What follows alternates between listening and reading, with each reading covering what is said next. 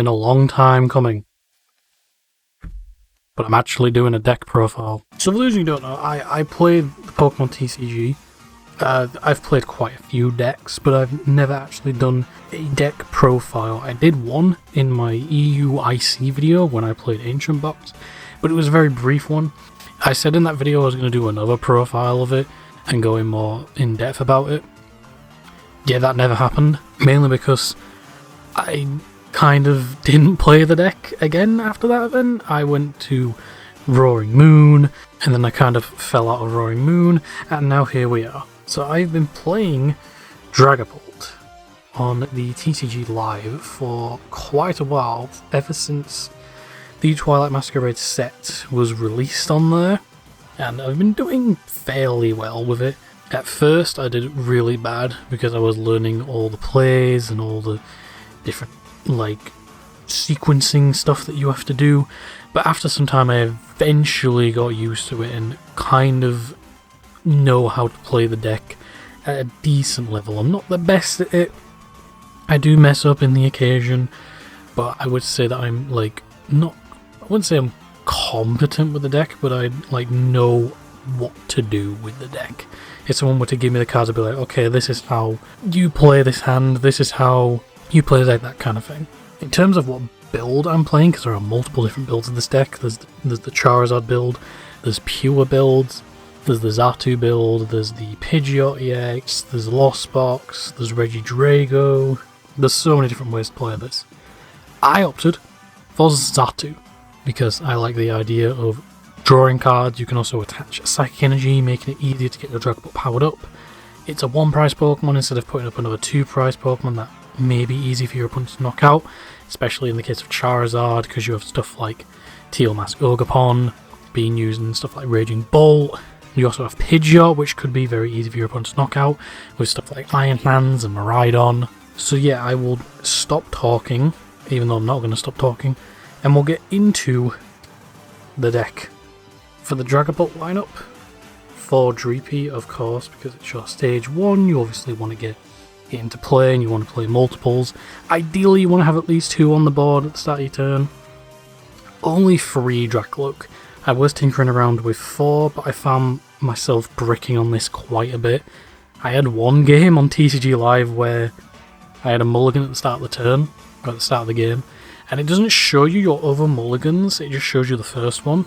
So it showed the first mulligan, then I drew an actual like starting hand, put a basic down, and my opponent proceeded to draw his mulligans. He drew 5 cards.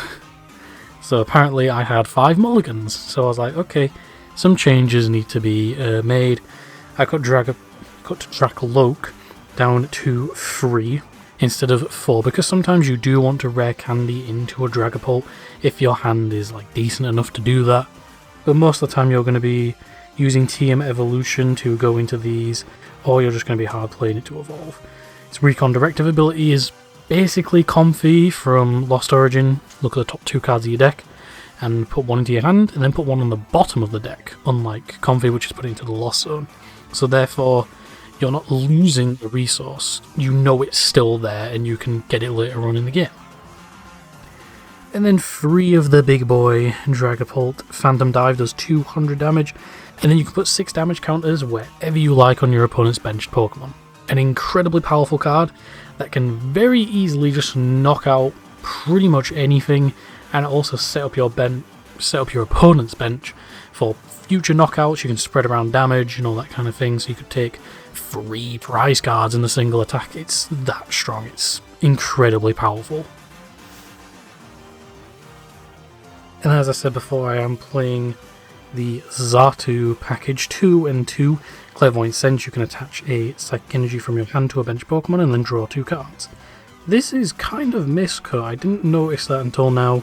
But yeah, just the ability to get a Psychic Energy onto a bench Pokemon, then attach Fire Energy for turn, so it's already like powered up and ready to attack, is so powerful. And the ability to just draw 2, plus with multiple, you can do it, 2 times and you essentially draw 4 cards, which could help fix your hand and get you into a support you need or anything else you need, like an item card.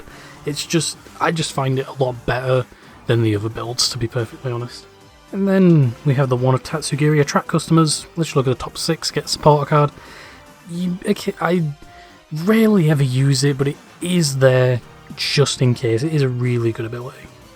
This card is insanely broken in this deck, because you can just move 2 damage counters from one of your opponent's Pokemon to another benched one. So let's say you do 200 damage to the active, which isn't enough to knock it out, and then you put 6 on one of your opponent's bench Pokemon. You can then use this, move 2 damage off of the active onto that bench Pokemon, possibly knock it out, and then you are still in range to do 200 to the active, and then put 6 somewhere else. Or what you could do with this is snipe something on the bench, move 2 from the active to the bench, do 200 to the active, knock that out, and then put the rest of the 6 on another bench, and possibly take 4 prize cards, depending on the Pokemon. This card is ridiculous in this deck, genuinely. This is the best Radiant to play in this deck, in my opinion. We then have Manaphy, because we play a lot of low HP basic Pokemon, so Greninja is very scary, and just anything that can hit the bench is kind of scary. Rotom, so we can draw cards in the early game, and Luminion, so we can just grab any supporter we need, plus you can attach Forest Sealstone onto these and just grab any card from the deck. Moving on to the supporter cards, we have 4 Arven, probably the best supporter card in this deck. Grab an item card and a tool card, so you can literally grab, you know, an S-Ball to get one of your Vs out of the deck, and then you can also grab a Forest Sealstone, so then you can, you know, attach it to the V and just get any card you want from the deck. You can literally play this, get Rare Candy, and then Sealstone for Dragapult, and, you know, you're off to the races at that point. Ridiculously powerful card. 3 copies of Iono, because it helps disrupt our opponent's hand, and also we don't really mind putting our stuff to the bottom of the deck because we have so much draw and search. It doesn't really matter, plus we can use this and then start using our recon directives if our hand isn't really looking that good. Plus it's like you can use this, see cards from the top of your deck, and then recon directives, so you're seeing even more cards. It's more of a benefit than a downside. There are times where I have used that when I have 2 prizes left, and it's won me the game. 2 boss, because the boss's orders up a small Pokemon, Phantom Die for 200, KO it, snag the bench for some damage. GG. Plus it's a case of like, you could spread out some damage, so you're up against, you know, Raging Bolt Ogerpon, you could put 1 on each of the Ogerpons, bring 1 up, 200 as a knockout, and then put the 6 somewhere else. We have 1 Body Puffin and 3 Dicke Freunde Knuss. We play basic Pokemon with 70 HP, Dracloak, you've got Tatsugiri, Dracloak isn't 70 HP, Dreepy is 70 HP, Tatsugiri, Xatu, which one is Natu, I always get them mixed around, but yeah, just like, you want to see those Pokemon, obviously, so you play 4. 3 Nest Ball helps you get your Vs into play, helps you get Radiant Alakazam into play, it helps you just get anything else you may need if you don't draw the Dicky. 2 Ultra Balls, so we can grab Dragapult if needed, so we can grab Xatu. Most of the time I end up grabbing Xatu off of this, but sometimes you may want to grab, you know, a Luminion, so you can get a supporter card. You may want to grab Radiant Alakazam, so you can start moving damage around. You may want to grab Dracloak or Dragapult. They're just for the search, because you can just get anything you want with it. Hisuian Heavy Ball in case anything ends up in prize. 3 Earthen Vessel. I was originally playing 2, but since we're playing such a low energy count, I want to have ways to get energy more efficiently. So I did bump this up to 3. Only 2 Rare Candies. Obviously if you're playing the Pidgeot build or the Charizard build, you'll want to max out on this, but I just find that to be a bit too bricky, because, you know, you're playing multiple stage 2, so you can, you know, only have to play this at 2. Most of the time you never use this, to be honest. I think I only use this in like 3 games, because I wanted to evolve into Dracloak, because I had the ability to do it pretty early into the game and also survive. That's another thing you need to be cautious about, is that depending on the matchup, your opponent could very easily just get rid of your Dreepies and Dracloaks. So this can sometimes come in, and plus you can search it off of Arven. If you really need to, you can get Arven, and then whatever else you need. And then we also do have a couple of one-ofs. Switch, Super Rod, Counter Capture, Prime Capture. This should be a Super Scoop Up Cyclone, because you don't really need the Prime Capture in all honesty, because you're spreading around damage so much. You don't even need to like gust up a bench Pokemon for an easy knockout, because you can just move damage onto it and then put more damage onto it. Plus you have the Counter Capture, because most of the time you're going to be behind on the game. It does take you like at least 2-3 turns to set up, but once that's happened, you're going to be taking constant KOs, dealing loads of damage, swapping between 1 or 2 Dragapults, so that you know they don't get knocked out or anything like that. So I find Scoop Up Cyclone to be a lot better, because you can use it on a benched Rotom or Lumineon to deny your opponent a knockout.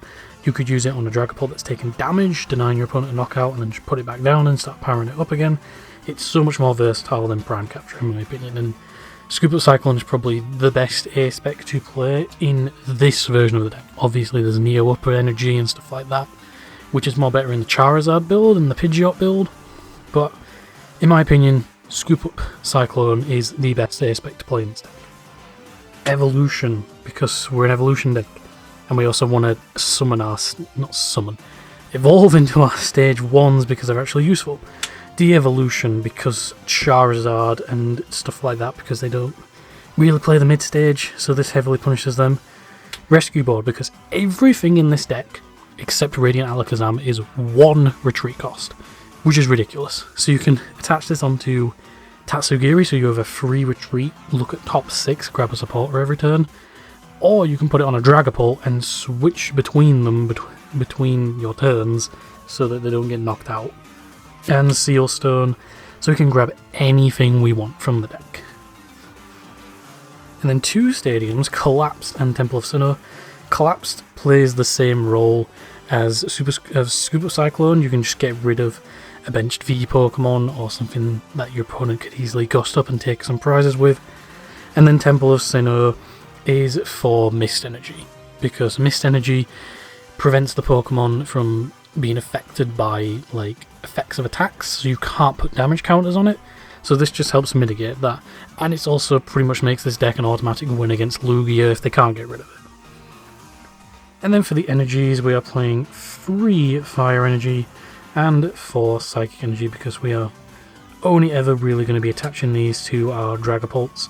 Sometimes I attach to Alakazam because its attack is like decent, but most of the time you're literally just going to be attacking with Dragapult. And that is it. That is the deck. Let me know what you all think of the build, what you would do, what version of the deck you've been playing, if you have been playing it, what you think of the deck in general, because I do enjoy playing this deck. I find it very fast, very powerful, but I can also see why a lot of people hate it, because it's just so strong and so threatening, because it basically your opponent basically can't put anything down with less than 60 HP, otherwise it's just going to be a free knockout. So your opponent has like spare Pidgeys, spare Dreepies, spare Natus, stuff like that on the bench. It's just free. It's just a free prize card for you, really. So I can see why a lot of people don't like this deck. I personally really enjoy it. I find it very fun to play. I also just like how diverse it is and how you can just play it in multiple different ways. But yeah, that's it for the first ever deck profile. Maybe I'll do more of these if I ever play other decks, but we'll see. But yeah, let me know what you think in the comments or anything like that. Have you been playing Dragapult? What do you think of the card? Do you hate it? Do you like it? What build have you been playing? What tech options have you been playing? I've seen a few people playing different little techs here and there. Personally, I haven't really been diving into that. I'm mainly just playing a cookie cutter build that like a lot of people have been playing and is doing well. But yeah, thank you for watching. I shall see you in the next video. I don't know what that's going to be, because Pokemon news have been pretty dry at the moment. But whatever that is, have a nice day. I was about to say Gomenasai, that's sorry. Itadakimasu. And I shall see you in the next video. I still don't know how to do outros for this type of thing.